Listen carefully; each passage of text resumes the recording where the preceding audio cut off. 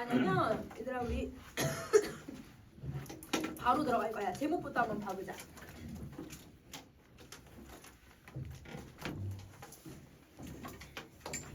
여러분 지문 학교에서 한번 보셔서 알겠지만 여기 전체 내용에서 황만근 씨가 말하는 부분이 하나도 없어요.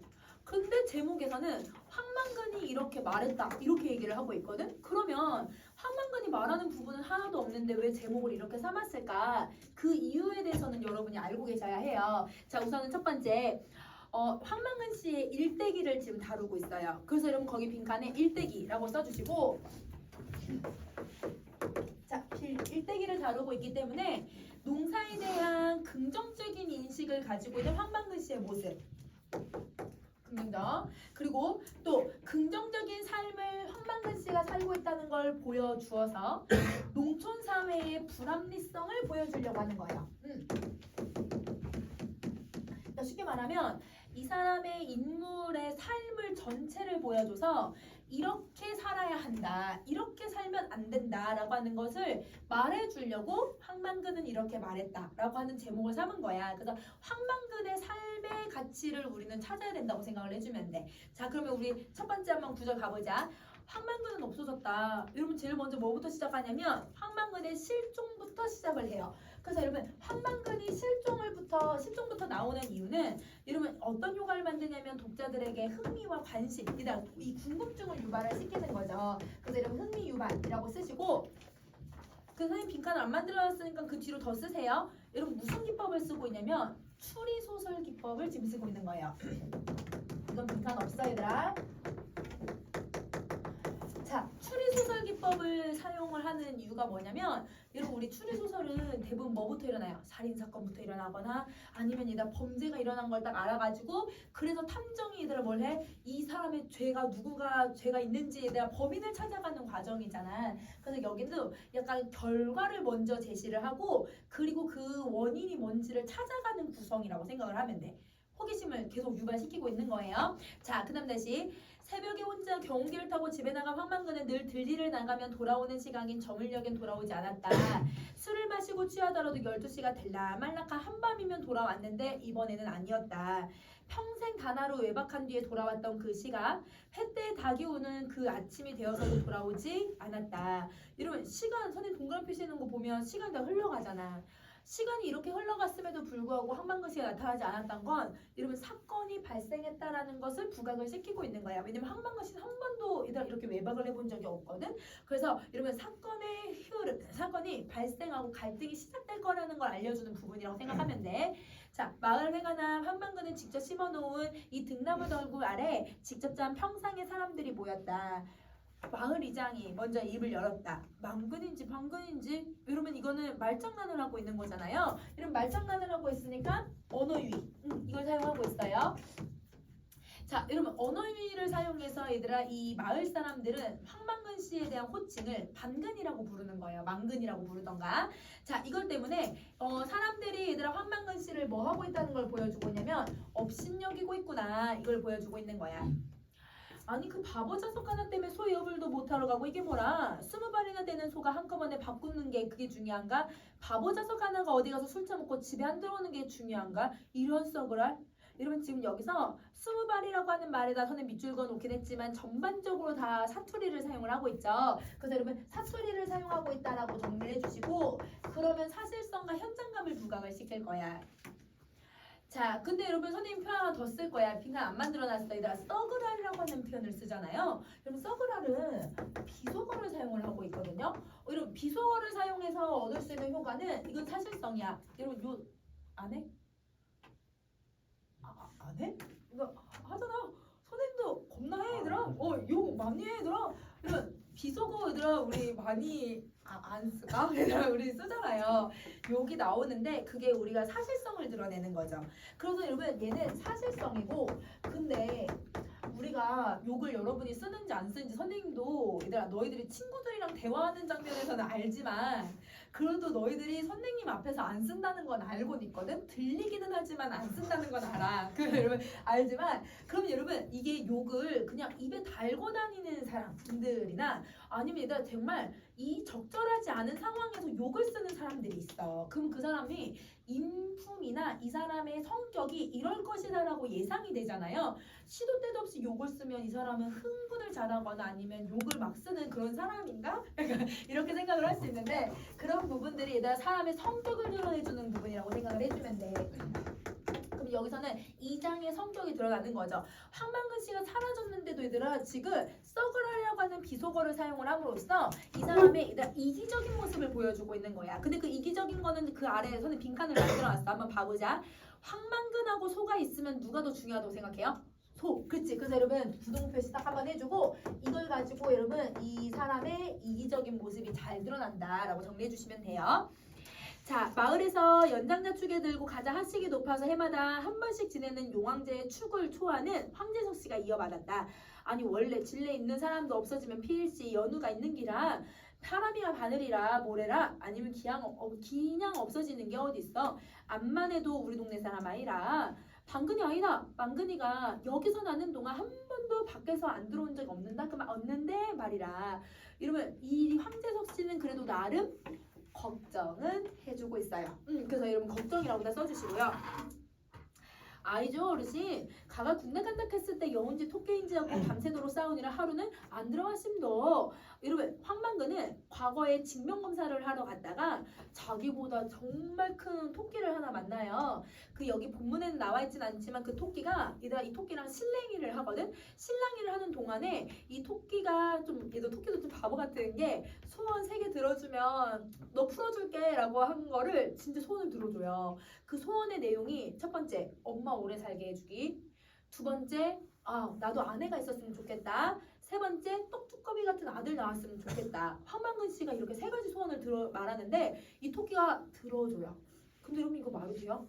토끼가 들어준다는 거 말이 안 되잖아요. 비현실성이 여기 들어가 있는 거네요. 그럼 여러분 거기에 비현실성이라고 써주시고 그 다음에 하나만 더 추가로 쓸 거예요. 여러분 비현실성이 들어가기도 하지만 이 비현실성은 고전소설에 더 많이 들어가는 특성이죠. 그래서 여기서 들어가는 고전소설의 특징을 계승한 첫 번째 방법이라고 생각하시면 돼요. 그건 없어요. 빈칸 없으니까 여러분 쓰셔야 돼요. 고전소설의 특징을 계승한 첫 번째. 비현실적 요소에다가 써주면 돼. 그 이 작품은 그러면 여러분 선생님이랑 뭘 찾아야 돼? 또 이제 고전 소설이 가지고 있는 특징들을 계속 찾아야 된다는 거지. 그 중에 첫 번째가 비현실성이라는 거야. 자, 그다음에 두 번째. 자, 그다음에 6번째. 용왕제에서 집사역을 하는 황동수 씨가 우스개로 말을 이었다. 아침밥을 먹기도 전에 황만근의 아들이 찾아와 황만근이 집에 돌아오지 않았다고 하길래 얼결에 동네 사람들을 불러 모으는 역할을 하게 된 민 씨는 분위기가 이상하게 돌아간다는 생각을 하고 참견을 냈다. 왜냐면 아무도 황만근 씨를 걱정하는 모습이 잘 드러나지 않기 때문이에요. 이게 얘들아 과연 사람들이 이렇게 대우하는 게 맞는 걸까? 의아심이 드니까 여러분 이 사람들의 이기성 때문에 여러분 이 민 씨가 참견하기 시작했다고 생각해주면 돼. 그럼 거기다 이기성이라고 한 번 더 써주고 자 7번째 벌게대에 나간다고 했을 때 나간다고 하는 사람이 누구입니까? 황만근 씨하고 같이 간 사람은요. 벌게대에 하는 동안 본 사람은 없나요? 그 자리에 모인 5-6명의 환씨는 서로 얼굴을 바라보더니 고개를 흔들었다. 여러분 여기서 약간 추리소설의 탐정 역할을 하고 있는 애가 누구야 그러면? 민씨. 맞아 민씨야 맞아. 민씨가 약간 탐정 역할처럼 이렇게 이야기를 하고 있다고 생각해주면 돼. 자 사람이 몇 명 되나 군 전체 사람이 모두 모였다 해도 100명이 될라 말락한데 방근이는 돼지고기 방근만 해서 그런지 안 보이더락한 게 여러분 여기 방근이 또 돼지고기 반근만 하다 이렇게 얘기를 하잖아요. 여러분 또 뭘 하고 있는 거예요? 말장난 언어유희를 또 쓰는 거야. 그렇지 언어유희라고 다 써주고 그러면 여러분 이 언어유희도 재미를 위한 거예요. 그래서 여러분 이 언어유희가 여러분 뭘 하고 있는 거냐면 여러분 해학성을 드러내게 하는 방식이거든요. 그러면 여러분 해학성은 여러분 대부분 어디서 많이 드러나냐면 우리 고전소설에서 많이 드러나는 특징이야. 그래서 여기서도 고전소설의 특징이 계승된 게 얘들아 2번째라고 생각을 해주면 돼. 이것도 빈칸 없으니까 여러분 계승 2라고 써주면 되지 않을까? 자, 10번째. 이장은 계속 빈정대며 말을 했는데 민씨는 이장이 걸기대회 전날 황만근을 따로 불러서 말을 건넸던 게 생각이 났다. 그래서 민씨가 이장을 의심하기 시작을 하는 거예요. 근데 여러분 민씨 확실히 다 탐정 같은 역할을 하고 있는 거네요. 그쵸? 자, 그젯밤에 걸기대회 간다고 했을 때 이장님이 황만근 씨에게 뭐라고 하셨죠? 모임이 끝난 뒤에 이장은 민씨를 회기는 노려고 왔다. 이런 다음 페이지 가자. 왜? 농민 보고 농민 걸기대회 꼭 나오라 했는데 뭐가 잘못됐나? 여러분 이장은 정말 뻔뻔하고 당당해 얘들아. 그치? 자, 민씨는 자기도 모르게 따지는 어조가 되었다. 왜냐면 이 이장은 아무리 해도 얘들아 황만근 씨를 걱정하는 말투가 아니거든. 그러니까 여러분 여기서 걱정하는 태도를 보이지 않는 이장에 대한 분노를 느끼기 시작을 하는 거예요. 그래서 거기다 걱정 써주셔야 돼요. 자, 군 전체가 모두 모여도 몇 명이 안 됐다면서요. 그런 자리에 황만근 씨가 꼭 가야 합니까? 아니, 황만근 씨가 꼭 가야만 하는 이유가 있습니까? 따로 황만근 씨한테 부탁할 정도로? 아니, 이 사람이 뭐라고 하는 게라 이장이 동민한테 농가, 부채, 탕감, 촉구, 전국 농민 총궐기 대회가 있다. 여러분, 요게 여러분 당시 시대적인 상황을 보여주는 단어야. 그래서 여러분 얘는 시대상을 드러내주는 단어인데요. 당시 농촌에 경제적 상황이 어려웠다는 걸 제시해요. 그래서 여러분 거기 빈칸에 경제적이라고 쓰셔야 돼요. 자, 여러분 빈칸 없어요. 여러분 이게 1990년대를 배경으로 하고 있는 작품이에요. 90년대야, 90년대. 여러분 우리 97년에 우리나라에 뭐가 있었지? IMF. 그치? 여러분 그 IMF가 있어서 그 IMF가 사실 빚을 많이 져서 생기는 거잖아. 그래서 여러분 이때 농민들이 엄청 빚을 많이 지던 시기야. 왜냐면 여러분 이 90년대에는 우리나라가 기계화가 많이 되고 산업화가 되면서 농업에서도 기계화를 만들자라고 해가지고 정부에서 보조 사업을 많이 해줘요. 근데 말 그대로 보조 사업이에요. 보조 사업이라는 거는 전부를 다 보장해 주는 게 아니잖아요. 그래서 정부가 일부 돈을 빌려주는 게 지원해주고 나머지 돈을 농협이나 수협 같은 데서 돈을 빌려. 그리고 이제 이 사람들이 뭐 트랙터나 이양기나 농사를 일단 하기 쉽게 기계들을 사기 시작을 하는 거야, 농민들이. 아니면 비료 같은 것도 새로운 비료들 막 나오면 그 비료를 막 쓰기도 하고. 그러니까 얘들아 돈을 지원을 받더라도 얘들아 돈을 빌렸잖아. 그러면 그 빌린 게 계속 눈덩이처럼 계속 커지는 거야. 그러니까 그걸 농민들이 갚아야 되는데 그럼 농사가 잘 돼야 되잖아. 농사가 잘 되더라도 90년대는 무역 개방을 하던 시기거든요. 그러니까 우리나라에 무역 개방을 하니까 점점 어때요, 여러분? 더 싼 값에 농산물들이 들어오기 시작을 해요. 막 오렌지 들어오고 그러니까 얘들 막 쌀도 얘들아 더 싼 것들이 막 들어오니까 농민들이 얘들아 가격 경쟁으로 되지가 않는 거야. 그러니까 돈을 벌 수가 없는 상황인 거지. 그러면 얘들아 이거 악순환이지. 돈을 벌어서 돈을 갚아야 되는데 돈을 벌지도 못하는데 계속 빚을 져야 돼. 근데 얘들아 좀 더 농사가 더 잘 되게 하려고 정부에서는 막 이런 기계 사업을 계속 해주면 또 그걸 또 빚재서 또 이걸 해. 계속 악순환인 상황이었던 거야. 그러니까 이거를 좀 탕감 좀 해줘라. 이거를 좀 정부에서 어떻게 해결 좀 해줘라. 농민들이 시위를 하던 시기라고 생각을 해주면 돼요. 그러니까 농민들이 너무너무 어렵게 살던 시기. 빚을 졌다라고 하는 거 잘 기억해줘 얘들아. 선생님 조금 이따 다시 한번 설명할 거야. 자, 그 다음 다시 가자. 여러분 17번 잘못이라는 게 아니고요. 다른 사람들은 다 돌아왔는데 왜 황만근 씨만 못 돌아오고 있냐 이겁니다. 내가 아나 읍에 가보니까 장날이더라고. 보나마나 어디서 술 처먹고 주질러 앉았을 끼라. 백리길은 기운기 끌고 갔으니 시간도 많이 걸릴 거고.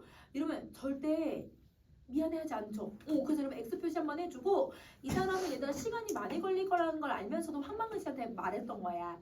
자, 그 다음에 여러분 다시 19번 다른 사람들은 말은 없고 민 씨와 이장만이 공을 주고받는 꼴이 되었다. 여러분 밑줄 한번 그어줘. 공을 주고받는 꼴. 여러분 요거 밑줄을 긋고 여러분 요거 선생님 안 만들어놨죠? 여러분 이 말은 정말 공을 주고받았다는 뜻을 얘기하는 걸까요? 아니죠.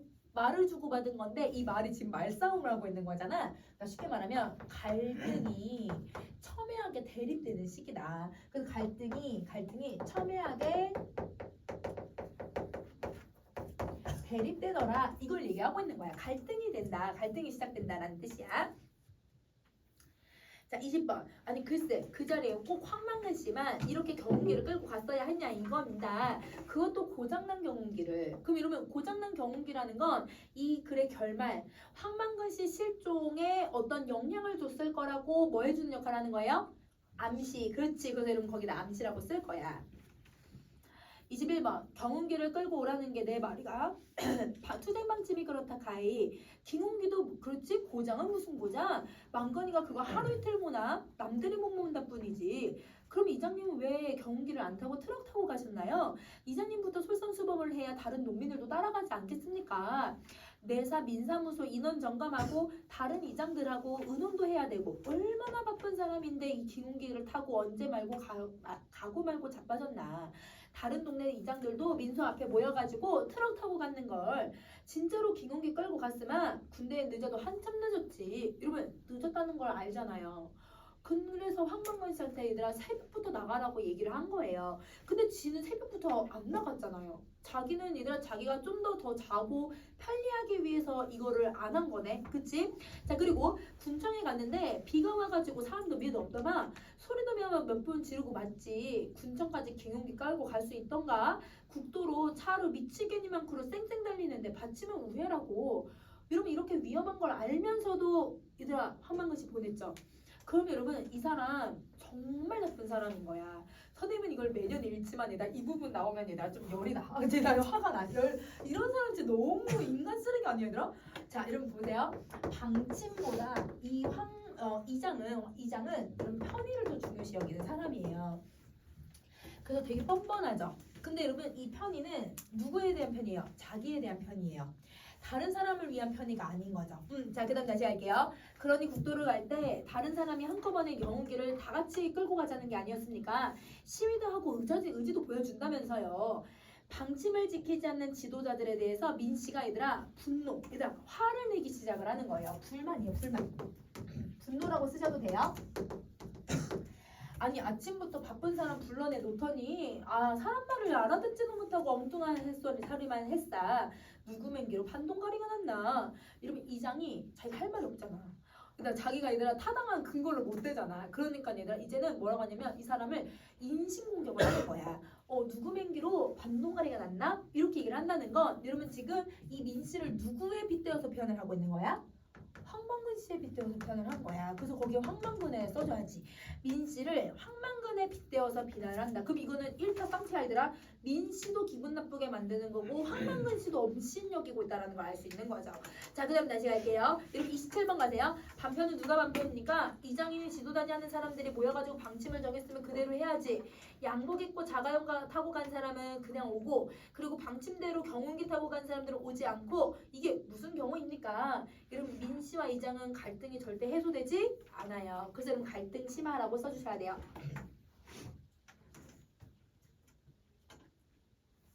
자, 여러분 이제 중략 다음 부분 가자. 마을에서 젊은 축에 드는 45살 황영석 씨는 여러분 45살이 젊은 축에 속한데 그럼 이 마을에 청년들이나 아니면 청장년층들이 있다는 뜻이야 얘들아? 없어. 그럼 여러분 우리 역사 시간에 사회 시간에 배우잖아.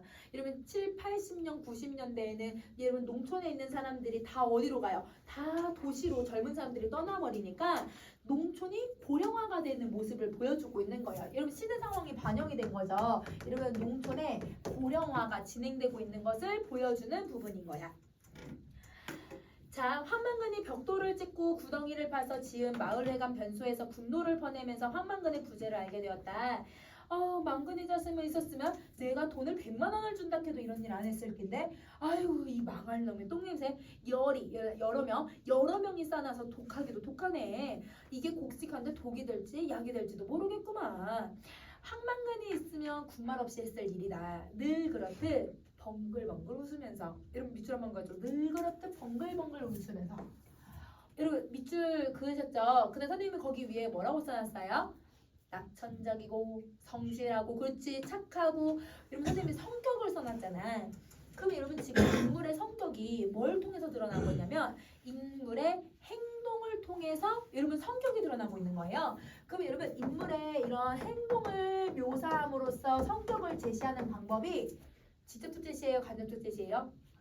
간접이야. 그치? 그래서 여러분 여기는 간접적 제시를 써. 선생님 이건 안 써놨거든? 그래서 여러분이 간접적 제시를 썼다라고 써줘야 해. 여러분 간접적이야. 간접적.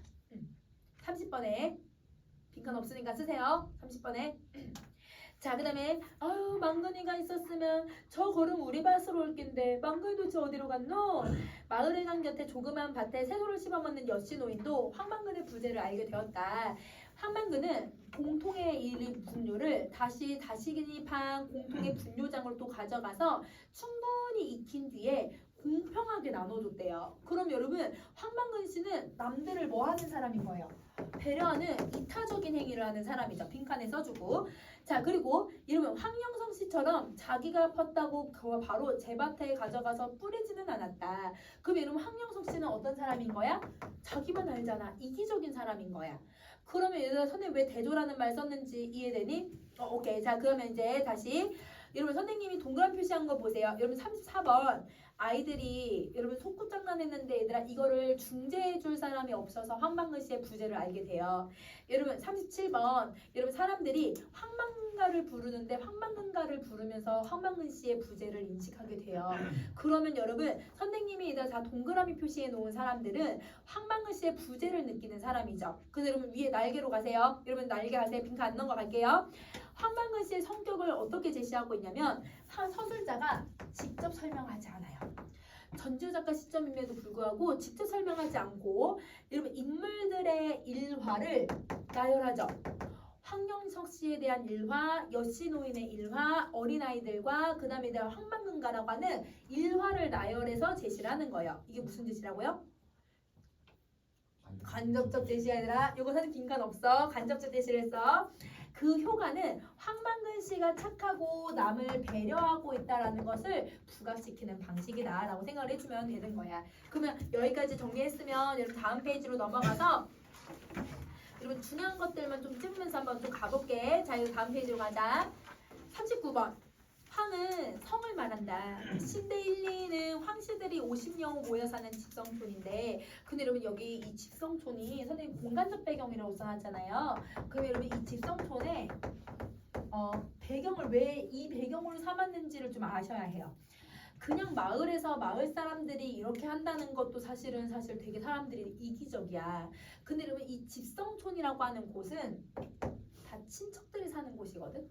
왜냐면 성이 같은 사람들이 모여 사는 거라서 여러분 이 성이 얘들아 5촌에 막 8촌에 얘들아 막 4촌에 다 학렬이 그래서 아까 얘들아 황재석, 황영석, 황동석 학렬이 똑같죠? 이름 똑같죠? 그리고 우리 이름이 똑같은 경우는 대부분 어떨 때 써요? 같은 형제들이나 아니면 같은 학렬들은 똑같이 쓰잖아. 여기서 집성촌이라는 건 여러분 가족, 친척들이 모여 사는 곳이야. 그럼 여러분 친척들이 모여 사는데 근데 이곳은 황망근 씨도 같은 황씨를 쓰고 있잖아요. 그러면 황망근 씨도 이들의 친척이거든요. 근데 친척들한테 얘들아 이런 대우를 받고 있는 거네. 그냥 모르는 사람한테 대우를 이렇게 받아도 열이 받는데 친척들한테 얘들아 이런 대우를 받는 거는 황망근 씨하고 마을 사람들하고 이 성격을 완전 대비를 딱 시켜버리는 거야. 그래서 이거는 이 공간은 여러분 인물들 간의 성격 대비를 아주 극대화시키는 공간이라고 생각을 해주면 돼. 마을 사람들은 더 나쁜 사람으로 표현이 되는 거고 황망근 씨는 이런 사람들 속에서도 내가 싱글벙글 웃으면서 즐겁게 살아가는 모습을 통해서 이 사람의 긍정적인 삶을 더 부각을 시키는 거예요. 그래서 공간의 의도는 이런 의도를 가지고 있다라고 생각해 주시면 돼요. 이건 빈칸 없으니까 쓰셔야 돼요. 자, 그럼 다시 할게요. 2년 전에 귀농한 민 씨나 타성바지 다른 성을 가지고 있는 사람은 황씨 집안의 대리사유로 들어온 노 씨를 포함해서 두 가구밖에 되진 않는다. 신대, 이 세터라는 이름이 암시하듯이 새로 생긴 마을로 황망근 씨의 부친은 전쟁 중에 죽었다. 그의 어머니는 그때 이미 그를 베고 있었는데 그 황망근 씨는 뭘로 태어난 사람이냐면 얘들아 유복자로 태어난 거야. 얘들 아버지가 얘들아 뱃속에 있을 때 돌아가신 자식들을 유복자라고 표현을 해요. 자, 그리고 남편을 여의고 황망근을 낳은 까닭에 학렬을 타서 이름을 지어줄 사람이 없어서 집에서 우러러 보이는 산 망근산에서 이름을 받았다. 망근산은 신대 1, 2부터 3리까지 띠 모양을 띠고 있어서 삼국지를 병풍처럼 에워내서 물을 가지고 그 물을 대주는 역할을 해요. 그럼 이런 망근산이 없으면 이 마을 사람들은 얘들아 물을 얻을 수가 없는 거야. 그럼 얘들아 이 삶의 근원이 되는 공간인 거지. 그래서 이런 망근산에다가 이런 마을 사람들의 근원이 되는 공간이다. 자, 이쯤만 해도 황망근이라는 이름이 곧 동네의 뿌리를 상징하는 이름이 되는 것이다. 여러분 우리 황망근 씨도 어떠냐면 마을 사람들한테 정말 중요한 역할을 해요. 나중에 뒤에 나오겠지만 마을에서 모든 일을 이 사람이 다 하거든요. 그래서 이 선생님 정리해 보세요. 황망근이 이 마을에 없어서는 안 되는 존재임을 망근산의 역할과 동일시를 시켜서 보여준 거야. 그래서 여러분 이 사람이 없어서는 안 되는 존재를 이름을 똑같이 만들어서 동일시를 시켰다. 이렇게 정리해주면 되고 그러면 여러분 위에 민씨의 역할 날개 한번 가보자. 위에 가보자.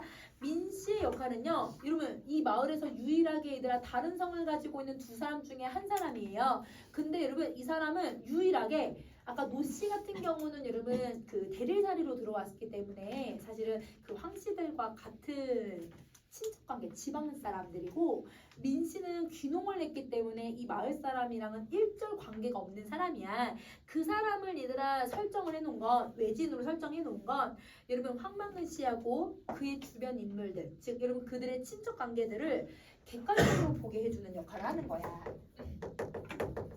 그래서 일부러 얘들아 민씨로 얘들아 설명하고 민씨만 얘들아 왜 아까 이장이랑 말싸움을 했는지를 여기서 보여주는 거지. 자, 그 다음에 여러분 어딜 가냐면 40번째 갈게요. 황망근의 어머니와 아들 그 조소는 이 입맛이 매우 까다로워서 비린 반찬이 있으면 먹지를 않는가 하면 비린 반찬이 있으면 밥상머리를 돌아앉았대. 뭔 말이야? 그러니까 비린 반찬이 없으면 밥을 안 먹고 비린 반찬을 내놓으면 얘들아 밥상을 돌아앉았대. 이 말은 입맛이 너무 까다롭다.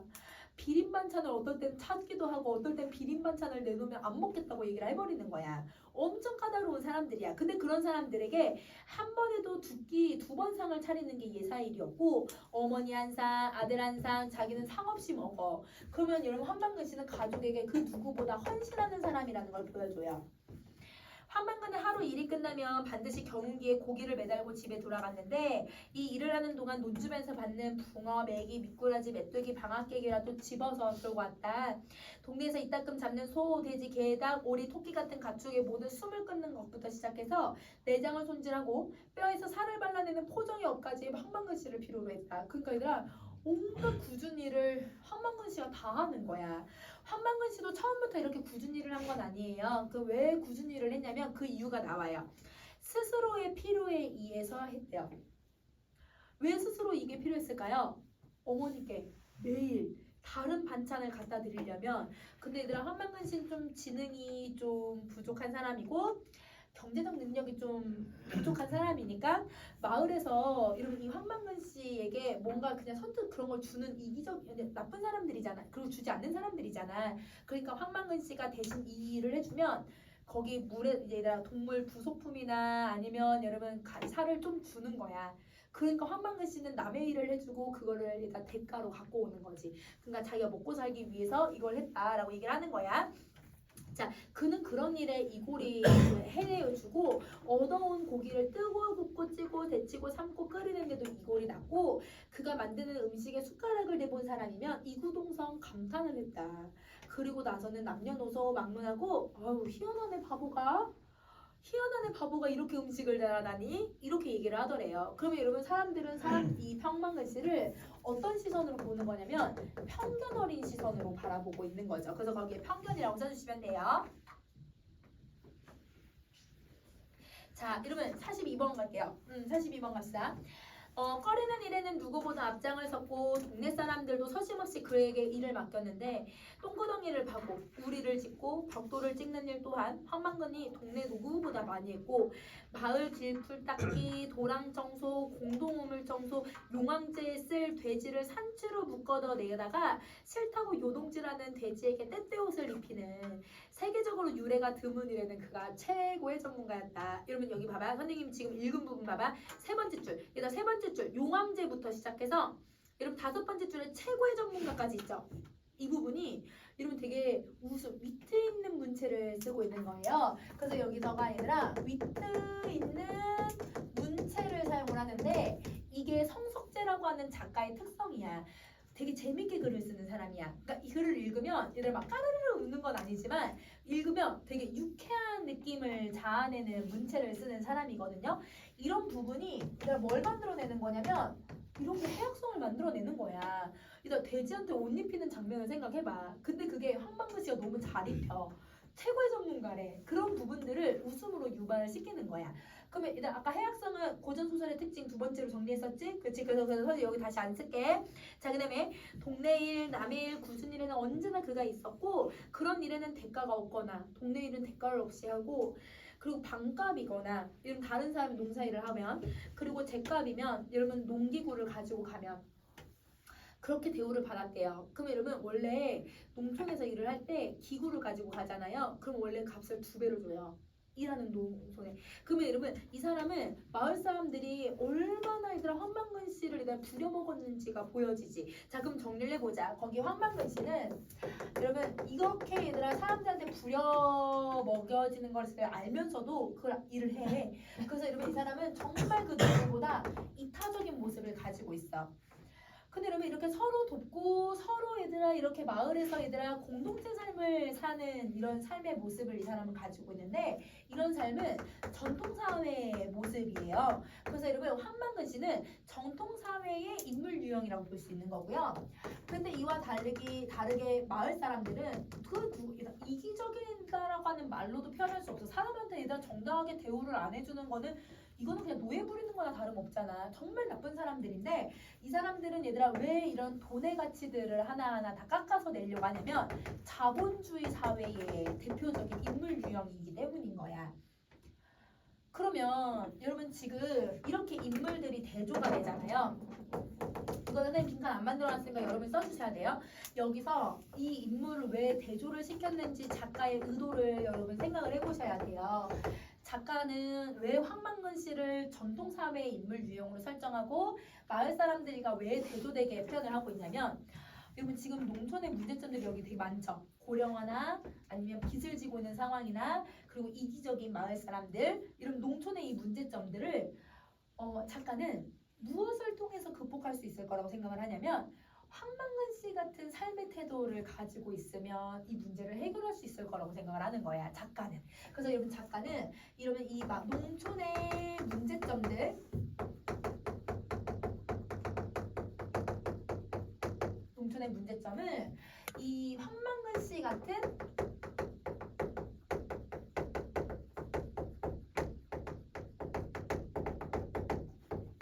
문제점을 황방근 같은 삶의 태도가 해결해 줄 것이라 이거라 추측을 하고 있기 때문에 그거를 강조하기 위해서 일부러 여러분 인물들을 이렇게 배열해 놨다고 생각을 해주시면 돼요.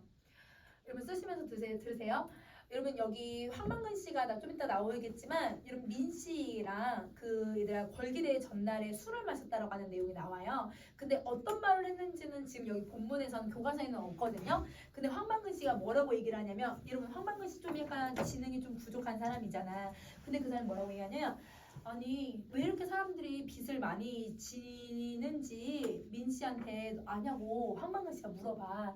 그러니까 민 씨는 그냥 농사 일을 하다 보면 어쩔 수 없이 뭐 이렇게 얘기를 하게 되거든. 그 황방근 씨가 뭐라고 얘기하냐면 사람들이 무슨 걸 하냐면 그 예를 들면 트랙터라고 할게요. 경운기가 있으면 경운기를 타고 다니면 느려요. 그걸 트랙터로 바꾸는 거예요. 근데 트랙터로 바꾸면 그 트랙터 가격이 너무 비싼 거야. 그러니까 그거를 마을 사람들이 빚내서 그걸 사는 거야. 그러면 집집마다 다 트랙터가 있는 거야. 근데 여러분 옛날에는 여러분 집에 트랙터가 없어도 농사 잘 지었잖아요.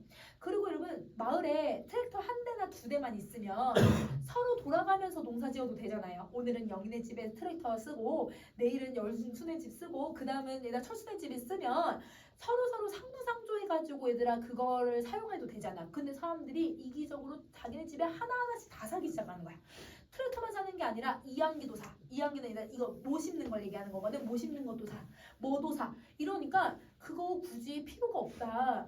한 대만 있어도 마을 사람들끼리 나눠서 같이 일하면 되지 않냐. 그래서 빚내다 보니까 이 지경까지 왔다. 이거 정말 핵심을 꼽은 거거든. 황만근 씨는 그 농사일에 대한 정확한 그 문제점을 파악을 한 거예요. 그러니까 빚을 지니까 얘들아 다시 또 농사 또 지으려고 또 기계 사고 또 뭐 이렇게 되는 거라는 걸 아는 거야. 그러면 여러분 황만근 씨는 뭐가 필요하다고 생각하냐면 전통사회에서 서로 도와주는 거. 서로 상부상조했던 여러분 그 두레라고 하는 옛날 방식들 있잖아요. 그 농사 짓는 방식을 알고 있으면 그러면 절대 이런 문제점 안 생긴다라고 생각을 했던 거야. 그러니까 작가도 황만근 씨 같은 생각을 갖고 있었던 거지. 그 의도로 얘기를 한 거야. 이거는 보기로 문제가 나올 거야, 얘들아. 그래서 보기에 만약에 시대적인 상황과 전통사회와 얘들아 자본주의 이런 모습들이랑 비교하는 문제가 나오면 여러분 이거는 황만근 씨의 이런 전통사회를 중요시 여기는 작가의 가치관이 담겨져 있구나 이렇게 생각하시면 되는 거예요. 알겠죠? 자 그럼 다시 할게요. 자, 그 다음에 여러분 44번 가자. 황만근은 황제석 씨의 이런 긴 사설을 들을 줄도 다 벙글거렸고 일이 끝나면 굽신굽신 인사를 했다. 춤을 추듯이 즐겁게. 여러분 인물의 묘사를 가지고서 성격이 드러나요. 어떤 성격이 드러나냐면 낙천적이고 겸손한 사람이야. 그래서 여러분 낙천성과 겸손함이 들어간다. 거기 빈칸 써주시고 이거 무슨 제시라고요? 간접적 제시예요. 그렇죠? 이런 간접적 제시예요. 자, 그 다음 다시. 자, 여러분 선생님 45번에 여러분 나중에 읽어보시면 알겠지만 성실하고 부지런하고 꼼꼼하고 손재주가 좋다라고 하는 황만근 씨의 성격을 보여주는 부분이야. 다 간접적 제시를 쓰고 있는 거니까 여러분 그냥 확인해 주시면 되고요. 자, 그 다음에 여러분 46번 갑시다.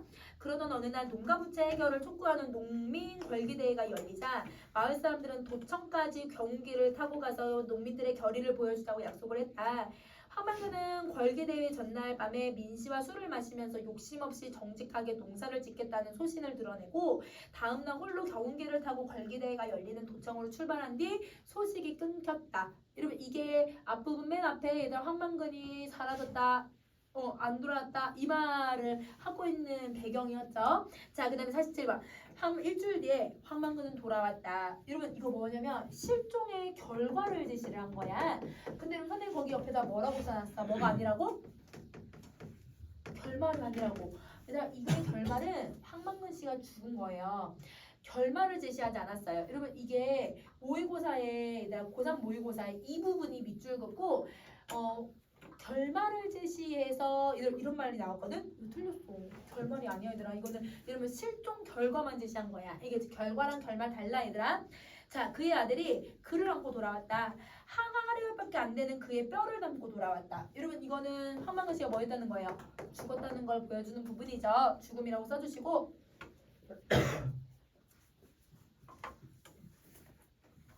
경운기도 돌아왔다. 술에도 떼어놓고 머리 부분만은 선생님 먼저 읽을게. 먼저 가자.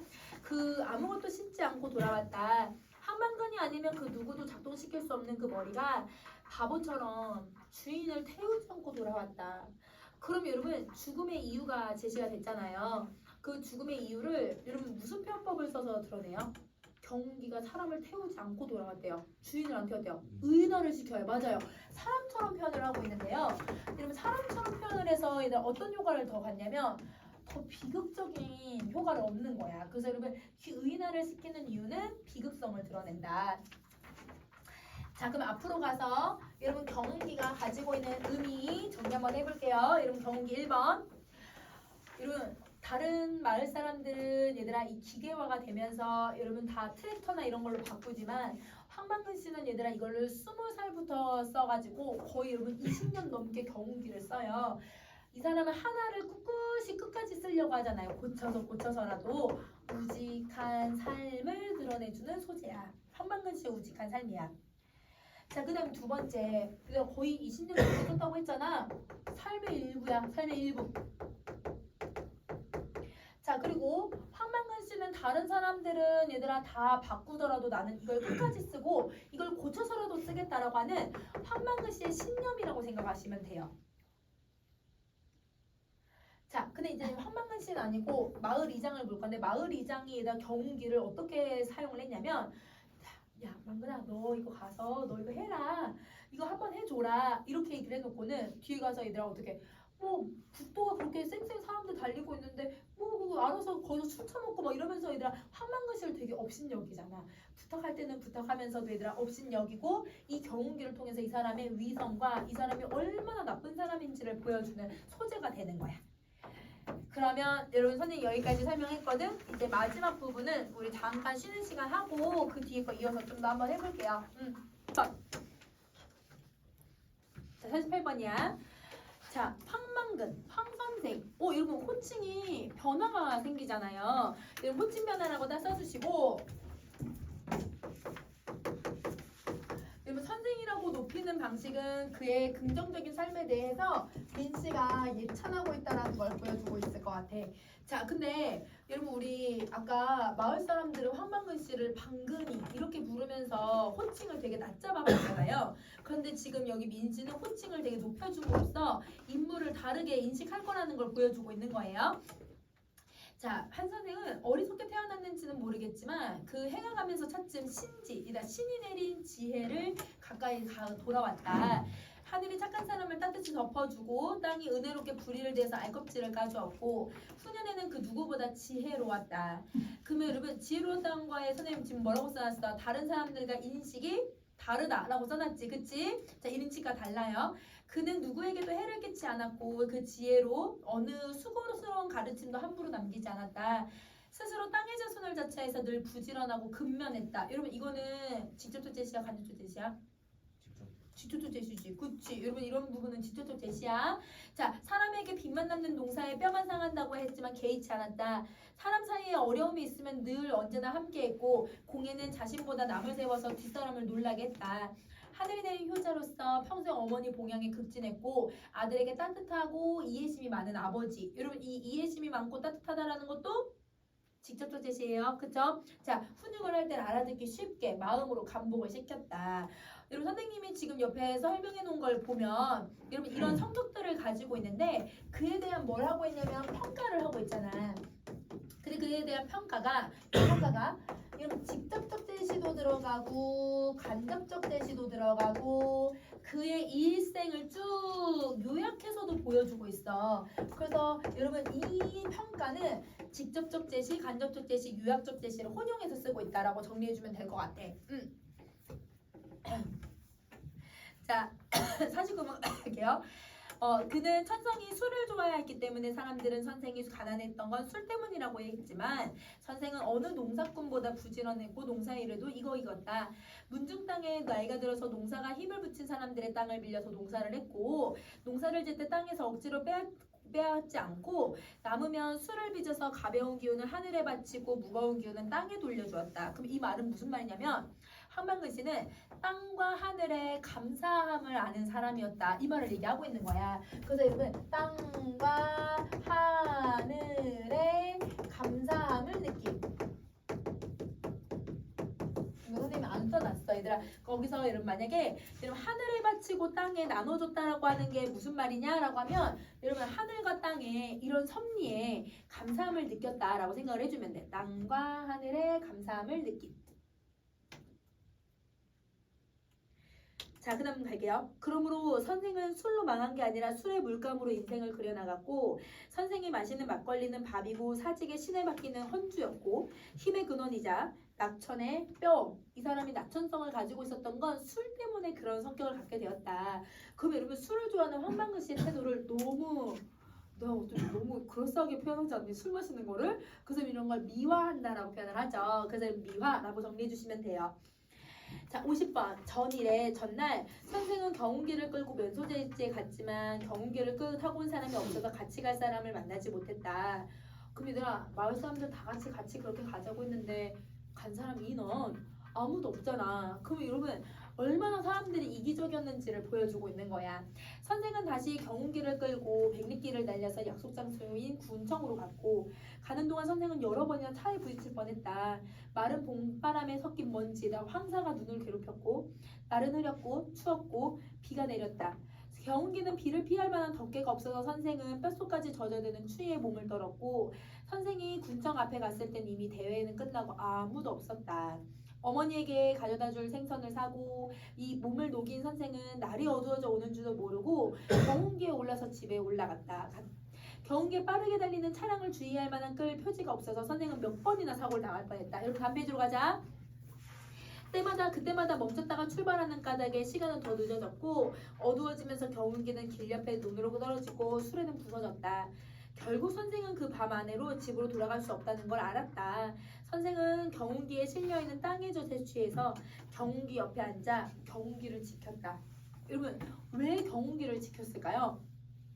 물론 다친 것도 있었겠지만 아까 여러분 경운기는 황만근 씨의 삶의 일부라고 얘기를 했어. 그거에 대한 얘들아 이 황만근 씨의 얘들아 그 마음을 여기서 엿볼 수가 있는 거지. 그러나 경운기는 선생을 지켜주지 않았다. 얘들아 여기 또 무슨 표현법을 써? 또 경운기를 사람처럼 의인화를 시켜. 그치? 얘들아 계속 의인화를 시키는 이유는 계속 얘들아 황만근 씨가 죽은 거에 대한 비극성을 계속 강조를 해주고 있다고 생각하면 돼. 자, 추위와 졸음으로부터 선생을 지켜주지 못했다. 아, 이건 무슨 표현법이에요?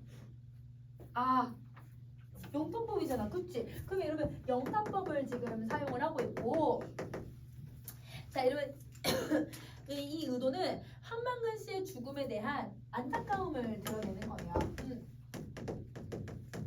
안타까움을 드러내고 있다.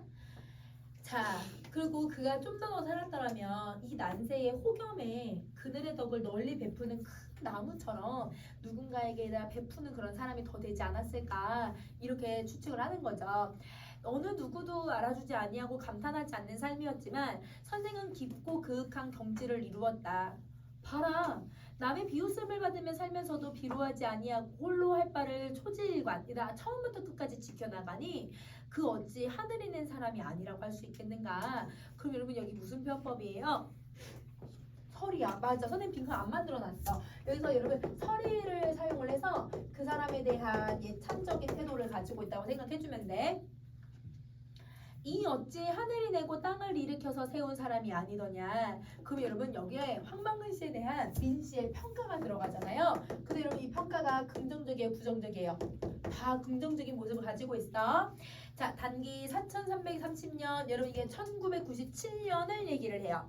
이 97년 5월 20일 본디 묘지에서 쓰일 것 같은 묘비명이지만 천지의 대형원으로 집을 사면 선생이라 아무 쓸모도 없는 이 글을 새까말로 귀농했다가 이룬 거 없이 다시 도시로 향하는 남해에 살고 있는 민순정이 엎어서 쓰고 있다. 여러분 맨 마지막에 묘비명을 쓰고 있는데요. 이렇게 묘비명을 사용을 했을 때 얻을 수 있는 효과들을 한번 정리를 해볼 거예요. 여러분 첫 번째는 여러분 인물이 죽으면 묘비를 쓰는데 이 묘비는 그 사람의 업적이나 그 사람의 삶을 요약해서 제시를 해요. 그걸 통해서 그 사람에 대한 그리움과 추모를 드러내거든. 그래서 여러분 여기서는 이 죽음을 추모하는 행위라고 생각을 해주면 돼. 그 다음에 두 번째는 황만근 씨의 실종과 죽음의 과정을 중간에 다 보여줬어요. 그 과정을 보여줌으로써 독자의 궁금증을 유발시키고 있다. 이렇게 정리해주면 될 것 같아. 자, 그 다음에 다음 페이지로 가자. 얘들아 11조.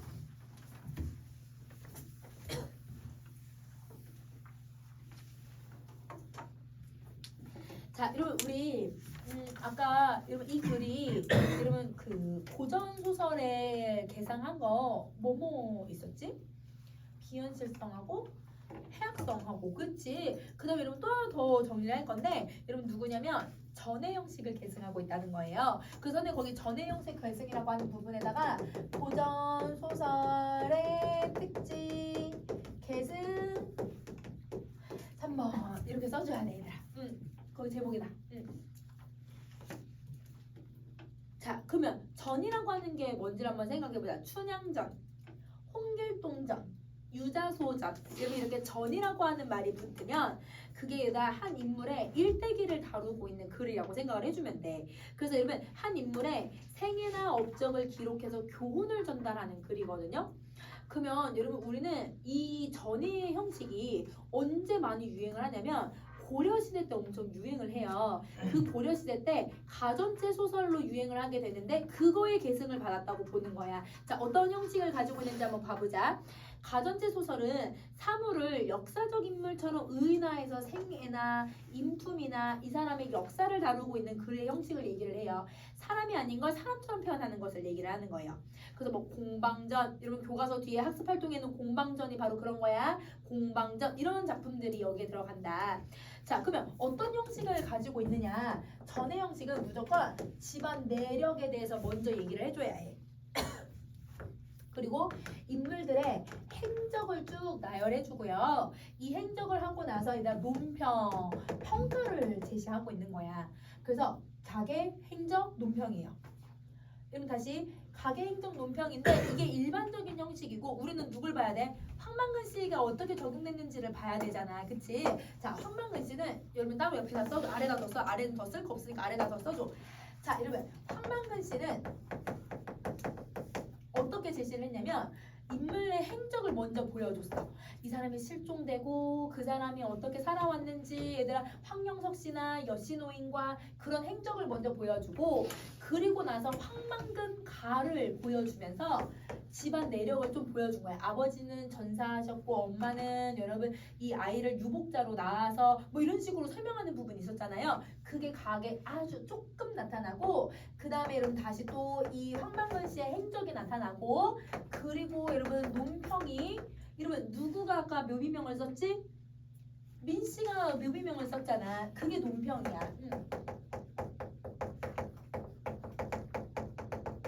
이거야 이거 이렇게야.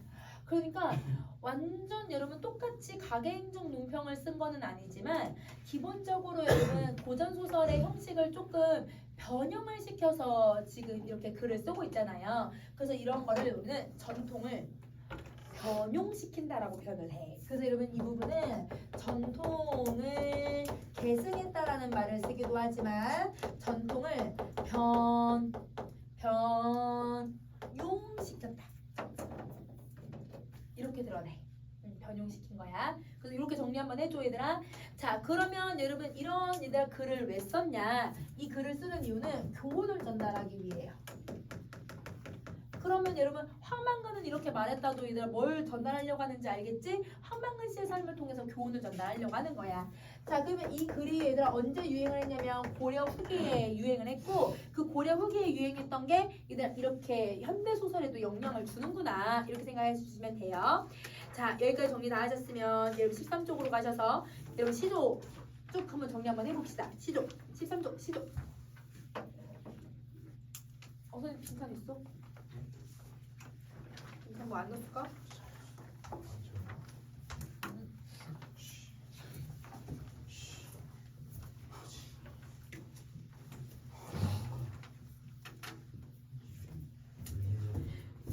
자, 여러분 보세요. 우선은 여러분 13쪽에 시조가 가지고 있는 일반적인 특징을 먼저 정리하고 그리고 나서 시조 내편을 한번 쭉 정리 한번 해보자.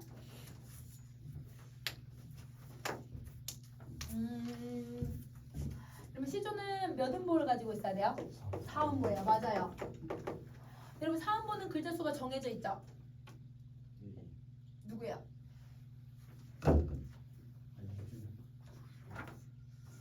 3, 4조, 4, 4사조. 그렇지. 여러분 3, 4조, 4, 4조야. 3, 4조, 4, 4조야. 13쪽에.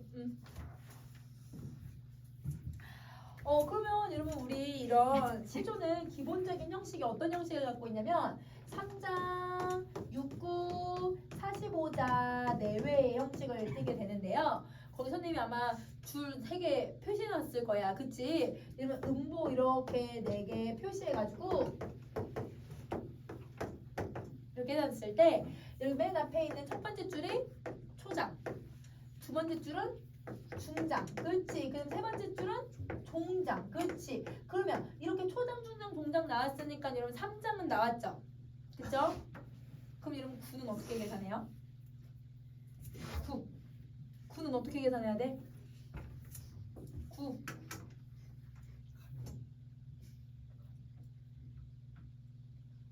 몇 음보를 몇 개씩 묶으면 여러분 6개 만들 수 있을까?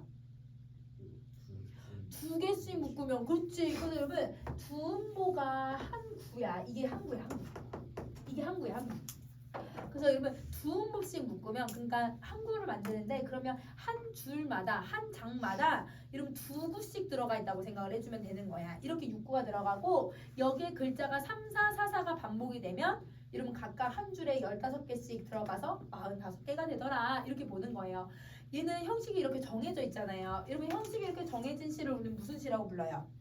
정형시라고 부르죠. 그렇죠? 여러분 정형시고요. 이 글이 정형시인 이유가 하나 더 있죠. 종장을 무조건 맞춰줘야 돼요. 여러분 종장 어떻게 맞춰줘야 돼요?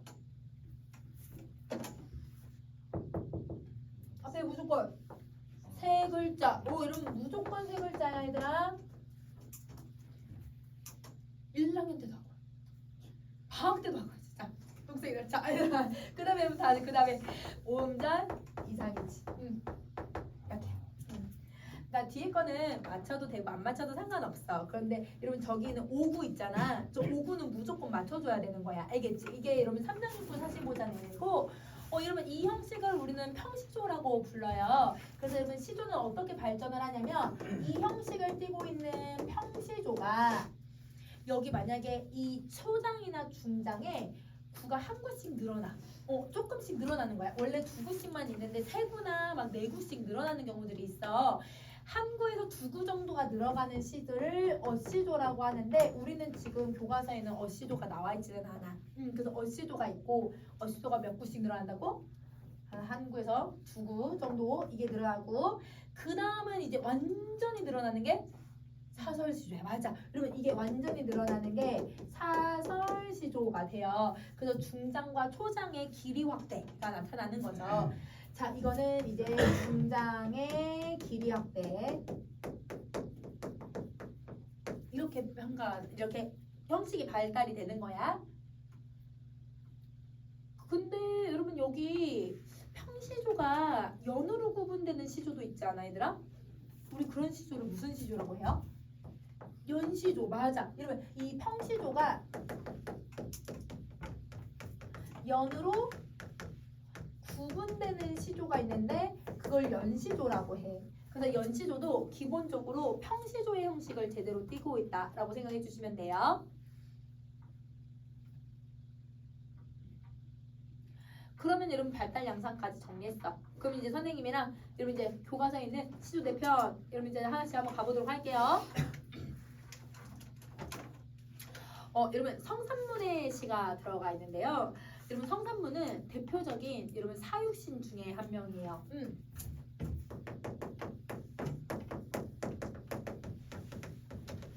그래서 여러분 이 시조는 반영론적 관점으로 문제를 많이 내요. 여러분 사육신은 여러분 어느 시대 때 어느 왕 때의 신하들을 얘기하는 거야? 조, 그 다음에 조. 대유정난 때 이러면 단종의 복위운동을 했던 신하들을 우리 이제 해서 목숨을 잃었던 신하들을 사육신이라고 얘기를 해요. 여러분 성산문은 대표적인 사육신 중에 한 명이에요. 그래서 만약 지금 이생규장년 들어가는 친구들은 여러분 사육신 연결해서 같이 봐야 돼요.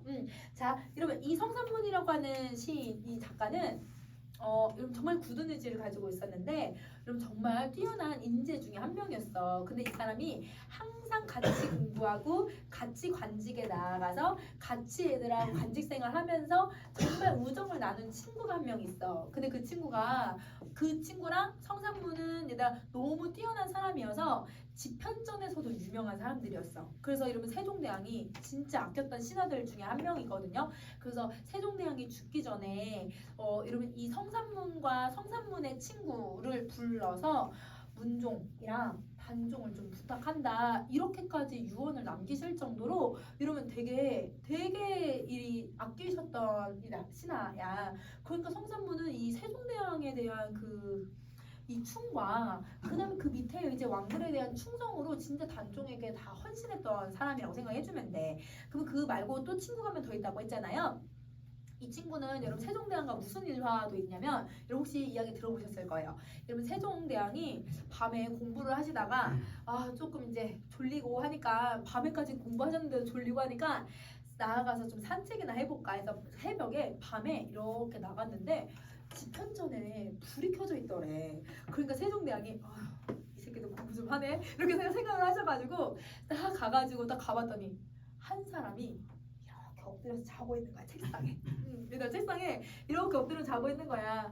그래서 이 세종대왕께서 자기가 입고 계셨던 이 옷을 벗어서 이렇게 덮어주고 가셨대요.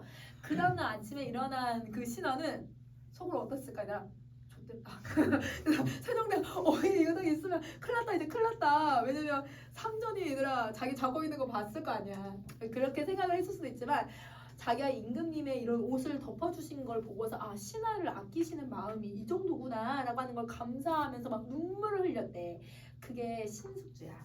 여러분 신숙주가 여러분 이 성산문이랑 같이 동문하고 같이 공부하고 같이 관직생활했던 사람인데 근데 그 신숙주가 세조의 편이 돼요. 그러니까 여러분 세조의 편이 되는 건 그 순간의 이익을 위해서 세조의 편이 된 거잖아요.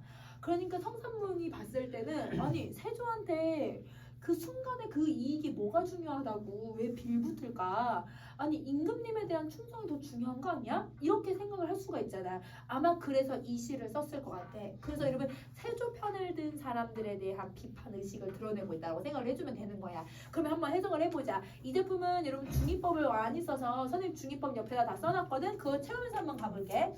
수양산을 바라보며 백이숙제를 원망한다. 굶어 죽어진다 하더라도 네 고사리 캐기를 했어야만 했는가. 비록 푸세의 것, 보잘것 없는 것이어도 그게 누구 땅에서 났니? 이러면 자 그러면 옆에 중의적 표현을 먼저 한번 가볼게요. 여러분 중의적 표현에서 1번 수양산이라고 하는 단어가 들어가는데 이 공간은 실제 공간이야. 중국에 백이숙제가 은거하면서 살았던 실제 산이 이름이에요. 그런데 이거를 우리 작품에서는 어떻게 해석을 할 거냐면 수양대군, 즉 세조를 상징하는 단어가 돼요. 그래서 여러분 얘는 거기 아래 빈칸에다가 이렇게 수양대군이라고 써주면 되는 거야. 자, 그다음 두 번째 중의법. 여러분 채미라고 하는 건 고사리 캐먹기를 얘기를 하는 건데 여러분 백이숙제가 고사리만 캐먹으면서 살았대. 근데 그 고사리를 캐먹으면서 사실 되게 보잘것없는 거잖아요. 그런데 여러분 이 필자는 그걸 뭐라고 생각하냐면 수양대군이 내린 녹봉이라고 생각을 해요. 그래서 여러분 두 번째는 녹봉이라고 정리해 주시고 녹봉받기. 그러면 푸세의 것이라는 거는 보잘것없는 고사리를 얘기하는 건데 그 고사리는 아까 녹봉이라고 얘기를 했잖아. 그 녹봉 또 한 번 더 써줄 거야. 채미는 얘들아 녹봉 받는 행위. 그 다음에 여러분 푸세의 것은 녹봉이라고 하는 그 대상을 얘기하는 거예요. 그게 누구 땅에서 났니? 자 여러분 백의 숙제는 이제는 형제거든. 백이하고 숙제는 형제인데 이 두 형제는 왜 얘들아 산에 은거하면서 살게 되냐면 은나라가 망하고 주나라 무왕이 새로 이제 왕이 돼요. 그럼 얘들아 왕이 바뀌었고 나라가 바뀌었잖아요. 그런데 이제 백유숙제가 생각했을 때는 아니 왕이 바뀌었는데 나는 그러면 두 왕을 모실 수가 없다. 이렇게 생각하고 관직을 물려놓고 이러면 이 삶에 이제 이 산에 은거하기 시작을 하는 거야. 근데 여러분 이 사람은 그러면 우리는 이제 산에 들어가서 산에 사는 것뿐만 아니라 이 주나라 무왕 땅에서 나는 곡식들은 먹지 않겠다라고 다짐을 하고 산에서 나는 고사리, 쑥 이런 것만 먹고 산 거예요. 그러면 여러분 이 사람은 그 전 왕조에 대한 얘들아 그 충을 지키기 위해서 그래서 굶어 죽은 거잖아요. 그러니까 이 사람들은 지조와 절개의 대명사가 돼버린 거예요. 그런데 화자는 어떻게 생각을 하고 있냐면 그 누구 땅에서 났니? 주나라 무왕에서 땅에 난 것도 수양대군 땅에서 난 거 아니니? 그럼 나는 곡식뿐만 아니라 산에서 나는 음식조차 나는 먹지 않겠다라고 화자는 얘기를 하는 거야. 그러면 여러분 네 번째는 여러분 이거는 세조의 땅을 얘기를 하는 거죠. 여기서 그 누구 땅에서 났니? 라고 하는 건 세조의 땅을 얘기하는 거야. 이제 세조가 다스리는 조선 땅에서 나는 모든 건 먹지 않겠다. 이렇게 얘기를 하고 있는 거야. 그러면 여러분 중의법을 썼죠, 여러분? 그러면 이제 왜 얘들아 이런 고사인용을 왜 썼는지를 이제 한번 정리 한번 해볼게. 자, 여러분 날개 말고 지문으로 한번 가보세요. 표현법 갈게요. 여러분 채미를 해야만 했는가? 채미를 할 필요가 있었다 없었다? 화자는 없었다고 생각을 해. 왜? 굶어 죽어야지. 어디서 고사리도 먹어. 이렇게 생각을 하는 거잖아. 그러니까 서리법을 쓰고 있는 거고 표현법 써줘 얘들아. 자, 그리고 여러분 지금 뭘 하고 있냐면 대기 숙제 너 지조절개 되게 대명사지. 근데 너는 고사리 먹었잖아. 근데 나는 고사리도 안 먹을 거야. 이 말은 나도 지조절개가 되게 뛰어나다. 그러면 자신의 지조절개가 뛰어나다는 건 너보다 낫다라고 생각을 하는 거잖아요. 비교법을 쓰는 거야. 왜냐면 여러분 자기는 여기서 난 모든 것조차 먹지 않겠다고 한 거니까. 자, 그 다음에 여러분 고사를 뭐 했어요? 인용했죠 여러분. 그래서 표현법 3개예요. 서리, 비교, 인용법이에요. 그럼 자, 인용을 한 이유는 자신의 지조절개가 더 뛰어나다라는 걸 보여주려는 의도야. 그래서 여러분 고사 인용의 이유는 이러면 지조, 즉 절개를 지키려는 의지를 의라고 얘기를 해. 그래서 지조와 절의를 강조하기 위해서 고사를 인용하고 있다. 이렇게 생각하시면 돼요. 그럼 이 글의 주제 나오죠 여러분. 지조, 절이야. 그래서 여러분 이 성산문이라고 하는 작가는 당시에 보편적으로 생각되는 인식을 전환을 시켜서 와 사람들은 다 백의 숙제 다 칭찬하는데 이 사람만은 비판을 함으로써 자기의 절의를 더 강조하고 있다라고 생각해주면 되는 거야. 자 여러분 이제 계량으로 갈게요. 이화우 흩뿌릴 때 이러면 이화우 이화 여러분 선생님이 방학 때 이화는 얘들아 백꽃이라고 얘기를 했고 이 백꽃은 무조건 계절이 뭐가 나와야 된다고 우리 암기했었어. 봄이에요. 봄. 그치? 여러분 옆에다 봄이라고 싹 써주시고 자 이렇게 백꽃이 비 오듯이 흩날릴 때 울며 자꾸 이별을 했대요. 자 추풍낙엽이 저를 생각을 해주실까요? 그럼 여러분 추풍낙엽이라고 하면 여러분 추풍 가을 추자에다가 낙엽이라고 하는 단어 들어갔으니까 계절이 언제가 돼야 돼요? 가을이에요. 맞아요. 자 그러면 여러분 봄에서 가을로 얘들아 뭐가 되는 거야? 시간이 흘러가는 거잖아요. 그만큼 님과 내가 이 정도의 시간적 거리감을 가졌었다라고 하는 걸 보여주는 거야. 그래서 여러분 시간의 흐름 옆에다가 시간적 거리감이라고 써줄게. 이 정도의 시간적 거리감을 느꼈고 천리의 외로운 꿈만 왔다 갔다 하는구나. 그러면 여러분 화자는 인과 이별을 했는데 인과의 거리감을 어느 정도라고 생각하냐면 천리가 떨어져 있다고 생각을 하는 거잖아요. 그럼 이 천리는 인과 나의 진짜 물리적 거리감일 수도 있지만 심리적 거리감이기도 해. 그래서 여러분 거기에 인과의 거리감에서 여러분 공간적 거리감일 수도 있고 아니면 물리적이라는 말도 되더라. 물리적 거리감도 되고 심리적 거리감을 드러낸다. 이렇게 볼 수 있지. 자 그런데 이렇게 얘들아 거리감을 느끼니까 내가 너무 외롭잖아요. 그 외로우니까 어디만 왔다 갔다 한대요? 꿈만 왔다 갔다 한대요. 그럼 이 꿈이라고 하는 공간은 내가 그리운 마음을 얘들아 그리운 마음 때문에 님을 만나고자 하는 공간인 거야. 그래서 거기에 그리운 마음이라고 딱 써줘. 그리운 마음만 왔다 갔다 하면서 생기는구나 이렇게 얘기를 하는 거지. 그러면 여러분 거기 우선 별표 표시 먼저 정리해볼게. 화자의 상황은 어떤 상황이냐면 인과 뭘 했어요? 이별했어요. 맞아요. 자 인과 이별을 하고 시간이 경과해도 그를 잊을 수가 있어요 없어요? 없어요. 그래서 여러분 그리워하고 있는 거죠.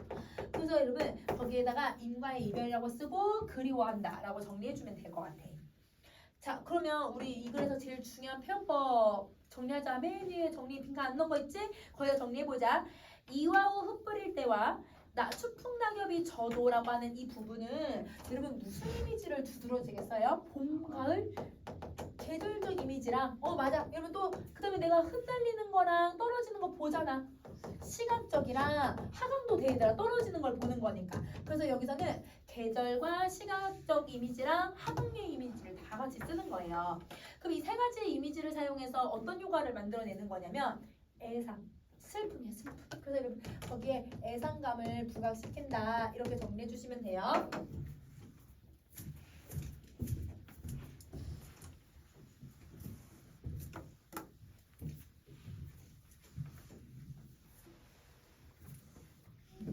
자 여러분 그 다음에 여러분 우리 작자미상으로 또 가서 사설시조를 한번 봐보자. 사설시조니까 얘가 어디가 무도 길어? 중장이 정말 길어. 그래서 여러분 이렇게 길이가 확대되고 있는 부분을 사설시조라고 얘기를 해요. 자 가볼게요.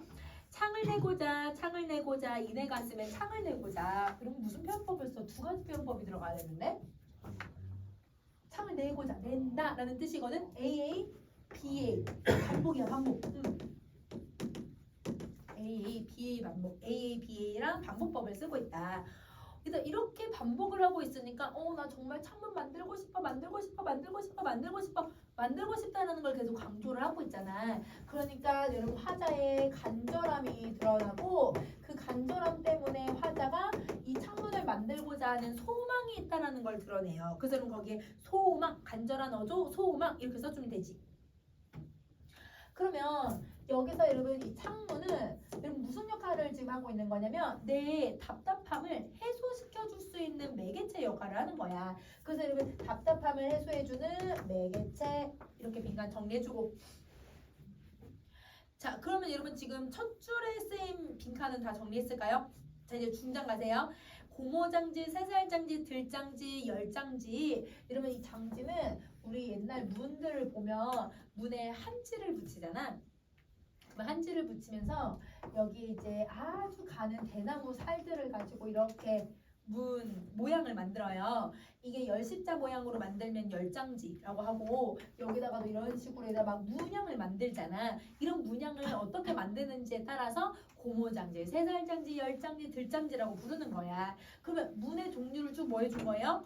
열거한 거죠. 그렇죠? 그래서 여러분 거기에 장지문의 종류를 열거 하고 정리해주자.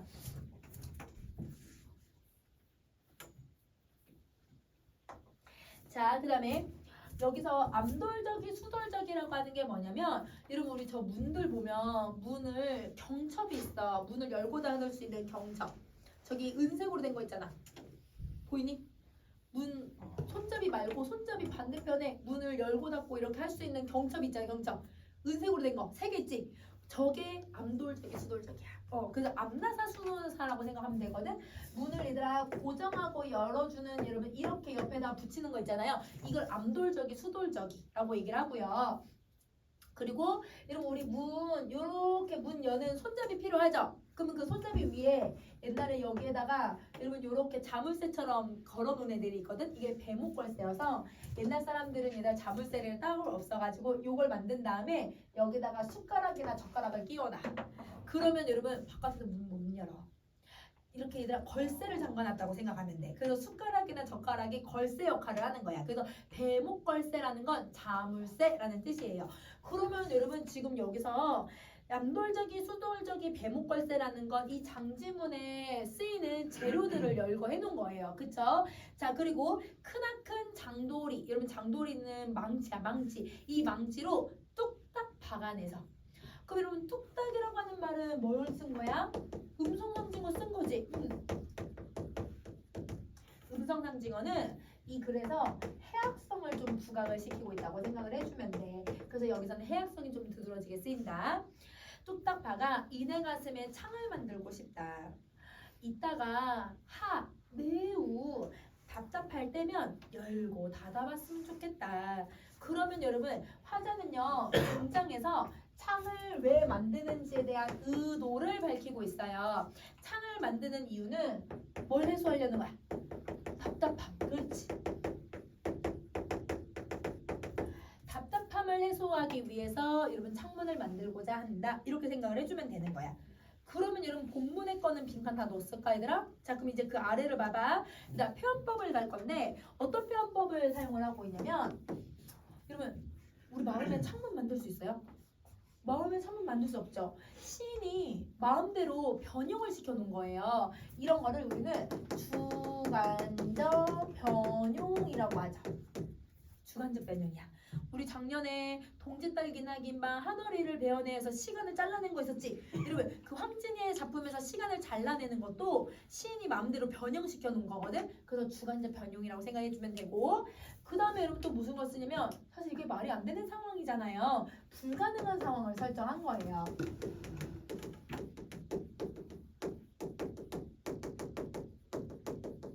불가능한 상황을 설정하고 있다. 자, 그러면 이렇게 정리해보자.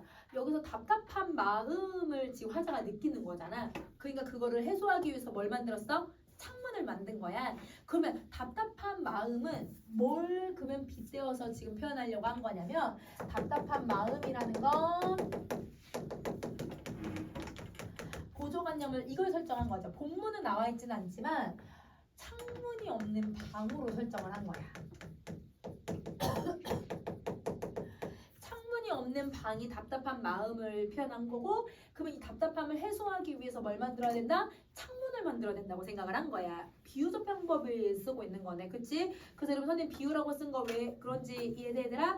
자 그럼 이제 옆에 나라에게 가서 여러분 익살, 해악성을 드러내는데요. 익살이라는 건 약간 위트 있는 거, 웃음을 유발할 수 있는 거. 그 웃음을 유발하고 있으니까 이 작품은 골개미, 해악과 풍자를 만들어내는 아름다움이라고 해서 골개미를 방식을 쓰고 있는 거예요.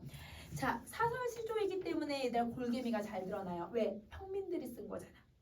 그다음 두 번째 음성 상징어를 쓰니까 해악성이 잘 드러나. 그다음 세 번째 수다스럽게 사물들을 쭉 나열해 놨잖아요. 이것 때문에 얘들아 해악성이 드러난다고 생각해 주시면 돼요. 그래서 해악성이 왜 드러나는지에 대한 문제도 자주 나오니까 그 세 가지는 좀 잘 기억을 해줘 얘들아. 자 넘어가서 안으로 갈게요.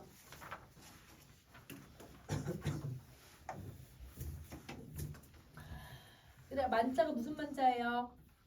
남기했던 단어인데 가득하다, 흥이 가득하다 라는 뜻이야. 그러면 화자는 자연에서 흥이 가득한 상태라고 생각을 해주면 되는 거야. 자 여러분 일수를 가보자. 산수가 산과 물 사이 바위 아래 띠집을 짓노라 하니 그러면 여러분 화자는 여러분 이렇게 산이 있고 물이 이렇게 있고 여기 바위들이 막 있으면 여기 위에다가 이렇게 조그만 초가집 하나를 지은 거예요. 그러면 여러분 화자가 살고 있는 공간은 어디예요? 자연이에요. 맞아요. 자연에서 살고 있어요. 그러면 여러분 지금 여기서 우리는 네모 표시된 거랑 동그란 표시된 거 의미 뭔지 알 수 있을 것 같아. 네모 표시된 애들은 얘들아 내가 부유하게 사는 삶을 얘기를 해. 띠집은 소박한 삶을 얘기하는 거지. 그래서 여러분 거기 날개에 별표 표시되어 있는 거에다가 소박한 삶이라고 써주자. 오른쪽 위에 네모 옆에다가 소박한 삶. 그러면 여러분 동그라미 표시되어 있는 산수강 같은 경우는 자연을 얘기하잖아요. 자연에서의 삶을 얘기하는 거죠. 그래서 여기는 자연에서의 삶 이걸 얘기하고 자 그러면 나는 자연에서 이렇게 은거하면서 살고 있는데 그걸 모르는 남들은 나를 비웃는다 하더라. 그러면 여러분 여기 자연에 사는 사람 말고 다른 사람들이 아유 저 사람 저기 사는 집꼬라지 좀 봐. 아유 저 자연 가서 사는 사람들 봐. 라고 하면서 얘가 비웃고 있대. 그러면 여러분 지금 이 사람은 어떤 사람이냐면 내가 은거하고 있는 가치를 아는 사람이야 모르는 사람이야? 몰라. 속세에 사는 사람이야. 그래서 여러분 세모 표시된 애들은 여러분 세속적 삶을 얘기하는 단어인 거예요. 세모 표시는 세속적 삶이라고 쓰고 근데 여러분 선생님이랑 뭘 하냐면 여러분 정리 좀 한번 해보자. 여기서 그 모른 남들이 들어갔다고 했잖아 얘들아. 그치? 요거는 여러분 뭘 의미하고 있는 거냐면 세속적 가치만 아는 사람 즉 여러분 은거의 가치를 모르는 사람 이렇게 정리를 해주면 돼. 그래서 얘는 세속적 가치만 아는 사람을 뜻한다 이렇게 정리를 해준다.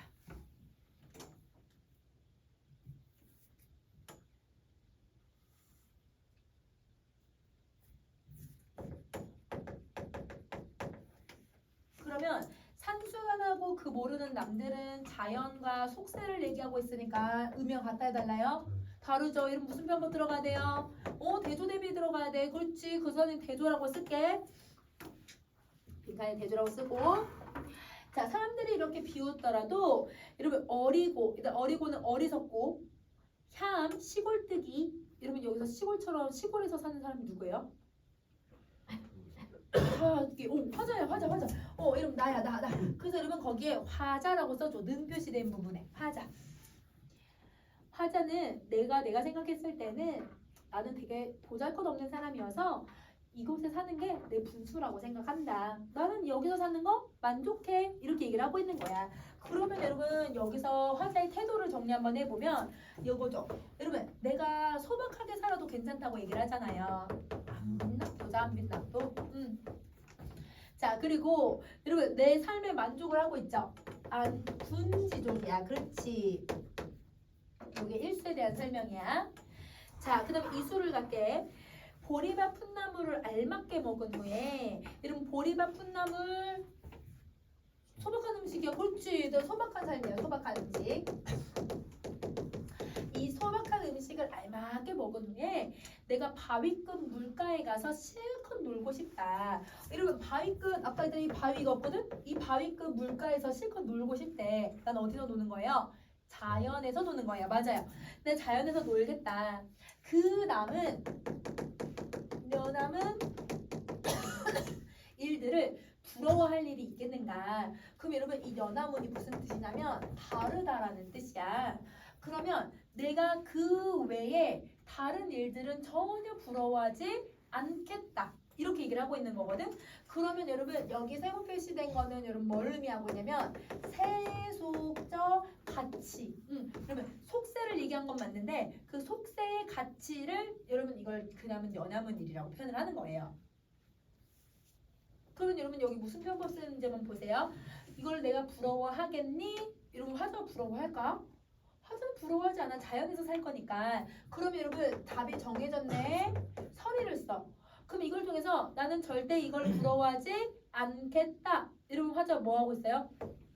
의지. 그렇지. 의지를 가지고 있는 거예요. 그러면 여기서 여러분 태도를 찾으라고 하면 여러분 자연에서 놀고 있죠. 그러니까 자연 친화 태도가 들어가고. 근데 여러분 소박한 음식 먹어도 괜찮다고 얘기하네. 안빈 낙도야. 그렇지. 이게 이수에 대한 설명이야. 자, 그 다음에 여러분 우리 이제 사수를 갈게요. 누군가는 삼공보다 낫다 하는데 만승이 이만하겠니? 라고 질문을 해요.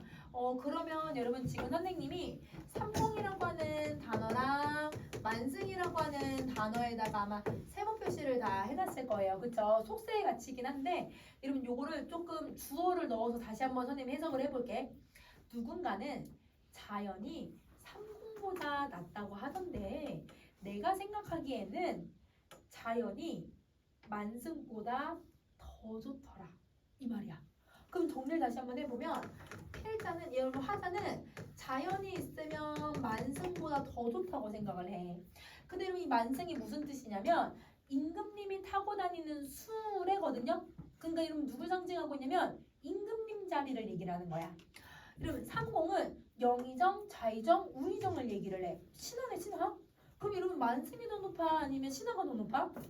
만승이 더 높아야지. 임금님이 타는 거니까. 그러니까 여기는 이렇게 표현이 되는 거야. 그래서 화자는 자연하고 만승하고 삼공이 있으면 나는 자연이 더 좋더라. 이렇게 얘기를 하고 있는 거지.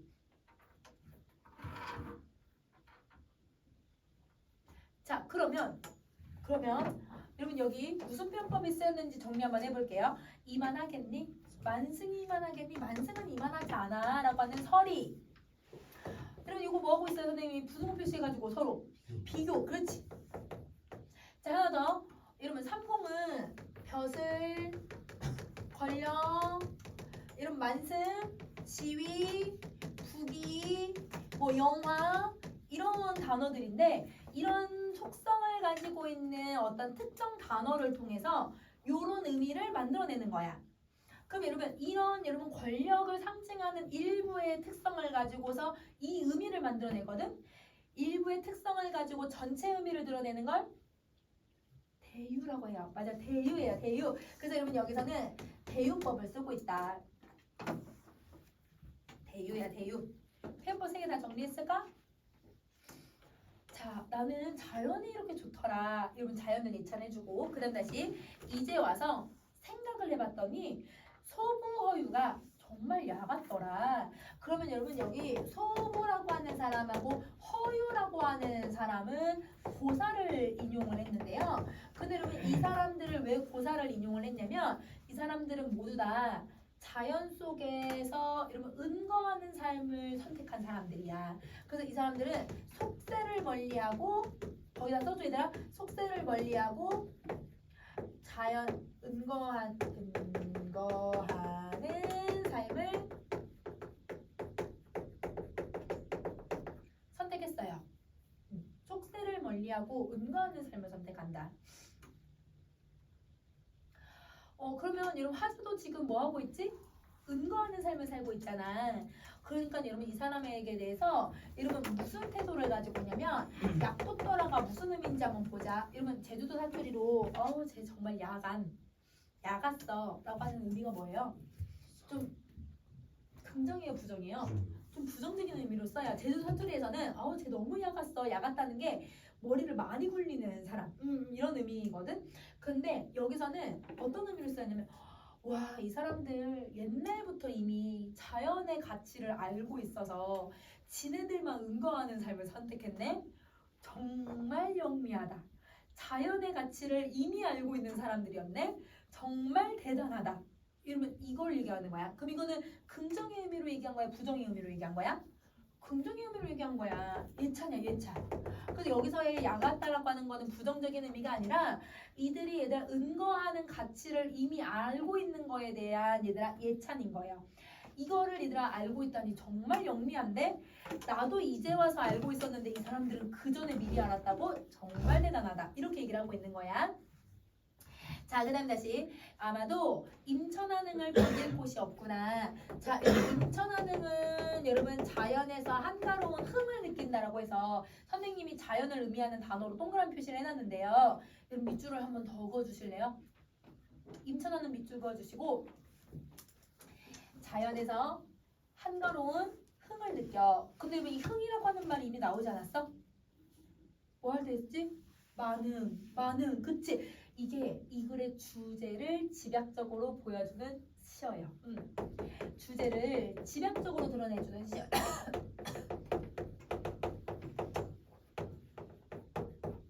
주제를 집약적으로 제시하고 있다. 자, 그러면 이 글의 사수의 태도를 정리해보면 사수의 태도는 이거야. 자, 은거하는 삶에 대한 자부심.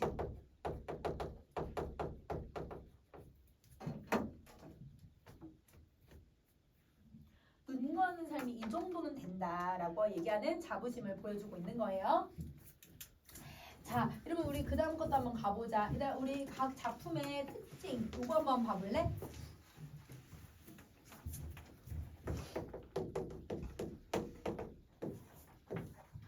여러분 선생님 아까 다하고라 만흥하고 창을 내고자는 이 페이지 때문에 순서를 바꿔놓긴 했지만 이게 만흥이고 이게 나 창을 내고자야 나는. 알겠지? 자, 그럼 봐보자. 시조 형식이 여러분 가는 무슨 시조 형식을 가져요? 형시조야. 그치? 형식 너무 잘 지켰어. 자, 그 다음에 여러분 나도 형시조야. 다는요? 만흥은요? 평시조가 연시조가 된 거지. 그치? 그래서 얘는 평시조가 연시조가 됐기 때문에 두 개를 다 쓸게. 선생님이 평시조 연시조 둘 다 써. 자, 그 다음에 여러분 라는 사관시조에 해당하죠.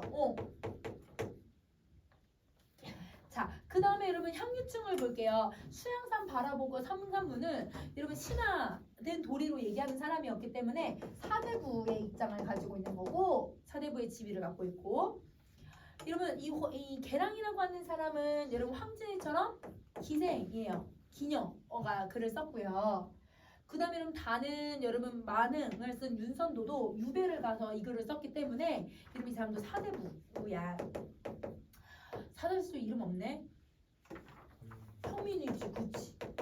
이렇게 쭉 정리를 해주자. 사대부고 기생이고 사대부고 평민이고. 그럼 여러분 각각 향유층이 쓰는 여러분 시조의 형식이 뭔지 알겠지? 자, 그 다음에 이 사람들이 어떤 주제를 주로 썼는지도 알 수 있어. 여러분 지조, 절개, 즉 여러분 이거는 유교적인 덕목을 사대부들이 쓰는 거예요. 자, 그러면 기생들은 사랑과 이별에 대해서 쓰는 거죠. 자, 그다음에 여러분 다는 자연에서의 삶을 얘기를 하는 거고요. 라는 일상이네, 일상. 일상의 그 답답함을 얘기를 하고 있는 거야. 그러니까 여러분 각 계층마다 쓰는 글의 주제가 같다 다르다? 다르다. 그리고 쓰는 여러분 문학 갈래 형식도 다르다. 이렇게 생각을 해주면 되는 거야. 자, 여러분 제주어권 선생님 끝났고요. 제주어권 정리하시고 일본은 그거 받으세요. 여러분 선생님 내유년에 생겨나면 그거 할 거야. 금방 끝낼게. 자, 가자. 이러면 12번. 실제로 너무 아름답거나 너무 부유하거나 너무 강하거나 너무 재능이 많은 것은 오히려 삶을 망가뜨리는 경우를 자주 보게 된다. 우리가 생각했을 때 아름답고 얘들 부유하고 강하면 여러분 망가지지 않을 것 같은데 그런 경우들이 있어. 어떤 경우냐면 예를 들어서 여러분 혹시 그 IQ가 막 180, 190인 사람들 그 어린 천재들 막 이런 사람들 있어. 우리나라에서도 막 190인 사람들 나온 적 있어. 근데 그 사람이 지금은 어떻게 살고 있을까라고 해서 찾아가 봤거든. 근데 그냥 되게 평범하게 살아. 정말 평범하게 사는 사람이야. 그래서 왜 회사원이 됐냐? 왜 공부를 더 안 하고 왜 이런 방향으로 막 영재학교나 이런 거 안 갔냐? 막 이렇게 했더니 자기가 하고는 싶었지만 주변 사람들의 그 시선. 방송에 한번 나갔다 오니까 자기가 너무 똑똑한 걸 알고 그 사람들의 그 기대감과 시선이 너무 부담스러웠고 그리고 또 방송에 나갔다 오니까 부모님이 그 교육관으로 싸우셔가지고 그러니까 막 그런 가정 불화 이런 것들이 있어서 자기가 공부할 수 있는 그런 뭐가 되진 않았다 이렇게 얘기를 하는 거야. 그러면 여러분 너무 많은 그 지능을 가지고 있어도 그게 사람한테는 어떤 약간 부정적인 모습을 가지고 있는 경우들이 생기잖아. 그러니까 우리가 생각하는 가시라고 하는 거는 그냥 말 그대로 얘들아 나에게 상처를 주는 나의 단점 뭐 얘들아 그 앞에서 얘기했던 나의 얘들아 컴플렉스 이런 것뿐만 아니라 나의 장점들도 얘들아 뭐가 될 수 있다는 거야. 다 가시가 될 수 있다는 거야. 그러니까 가시는 내가 어떤 삶을 살고 있을 때 내가 실현이 주어지는 모든 종류라고 생각을 해주면 되는 거야. 자, 그럼 다시 할게. 그런 점에서 사람에게 주어지는 고통, 그 날카로운 가시야말로 그를 참으로 겸허하게 만들어줄 선물일 수 있는 것이다. 그리고 뽑히기를 간절히 바라는 가시. 일단 뽑히기를 원하는 게 뭐예요? 별로 내가 안 좋은 거, 그치? 갖고 싶지 않은 가시는 우리가 더 깊이 끌어안고 살아가야 할 존재일지 모른다. 이러면 이 말은 이 사람은 가시를 뭐 하면서 살아가자는 거야? 수용하면서 살아가자. 이게 필자의 견해야. 여러분 가시를 수용하자라는 게 필자의 견해인 거지. 뽑아내지 말고. 자, 그다음 가시 박힌 상처가 벌겋게 부어올라서 마음이 쉽게 가라앉지 않는 날 나는 고향의 탱자나무 울타리를 떠올리곤 한다. 근데 여러분 내 마음이 가시에 찔린 것처럼 막 이렇게 부풀어 오를 수가 있어요? 아니죠. 마음은 눈에 보여야 안 보여요? 안 보이는 추상적인 건데 그거를 얘들아 뭐 하고 있어 얘들아? 구체화를 시키는 거야. 그렇지? 자, 둥근 탱자를 손에 쥐고 다니던 그때 이거는 얘들아 언제였지? 내가 손에 탱자나무가 쥐어졌을 때가 언제였지? 유년 시절. 그렇지? 그 유년 시절에 탱자 가시로 장난을 치고 내던 그때 내 삶에 이런 가시들이 돋아날 거라고는 짐작조차 하지 못했을 때 이러면 이때의 가시는 어떤 가시야? 정말 얘가 탱자 가시를 얘기하는 거야? 첫 번째 줄에 있는 가시는 요거지. 요거 내가 살아가면서 느끼는 시련 이거를 짐작할 수 없을 때 그 평화롭고 유년의 울타리가 탱자나무로 되어 있다는 사실이 내게는 무슨 전원처럼 느껴졌다. 내게 열매와 꽃과 가시를 처음으로 알려준 나무, 내가 살아가면서 잃어버려야 할 것과 지켜가야 할 것을 동시에 보여준 나무. 자, 이러면 이 탱자나무는 나에게 뭔가를 처음 알려줬대. 처음에는 얘들아 내가 얘들아 가시의 속성이 부정적일 거라고 내가 배웠잖아 스스로. 그 다음은 누가 알려주셨지? 아버지가 긍정적인 속성이 있다는 걸 알려주셨어. 그런 것들을 내가 배웠다고 얘기를 하는 거야. 그러면서 나와 함께 좁은 나이테를 늘려가고 있을 탱자나무. 이러면 이 탱자나무의 얘들아 가시 때문에 내가 항상 어때요? 너무 고통스럽잖아요. 근데 이 탱자나무 때문에 내 나이테가 어떻게 된대요? 점점 늘어난대요. 그러면 이거는 뭘 얘기하는 거냐면 고통을 경험하고 고통을 인내하고 나니까 내가 성숙해지는 거야. 내가 고통을 느끼면 느낄수록 내가 더 단단해지는 사람이 되니까 나무가 더 커진다고 생각을 하는 거지. 자, 그리고 눈앞에 그 짙푸른 탱자나무를 떠올리고 있으면 부어오르는 마음도 조금은 가라앉게 된 거다. 그럼 여러분, 이때 이 탱자나무는 나에게 뭐가 되는 거야? 위로가 되는 거네. 이 고통을 얘들아 이겨낼 수 있는 위로의 힘을 주는 존재라고 생각하시면 돼요. 자, 언젠가 탱자나무 울타리를 다시 지나게 되면 아마도 나는 그 사이에 더 굵어진 가시들을 조금 어루만지면서 무어라 중얼거릴 것이다. 그러고도 오래전에 잃어버렸던 탱자 하나를 슬그머니 따서 주머니에 넣고는 푸른 울타리를 총총히 떠날 것이고, 만일 가시 사이에서 피어낸 그 향기로운 열매를 내게도 허락해 준다면, 그럼 여러분 여기 내 마음속의 가시들 속에서도 열매가 자라날 거라고 생각을 해. 그 이 열매는 이 고통을 이겨냈을 때 얻어내는 결실이죠. 그래서 여러분, 고통을 이겨낸 후 얻는 결실, 이거야. 그러면 여러분, 이 화자는 자기가 앞으로 계속 살아가면서도 가시를 뽑겠다 안 뽑겠다? 안 뽑겠다. 그치? 가시를 계속 같이 가져가겠다라고 수용하는 태도를 보여주고 있는 글이다 라고 생각해 주시면 돼요. 그럼 끝났어. 그래, 잘했어.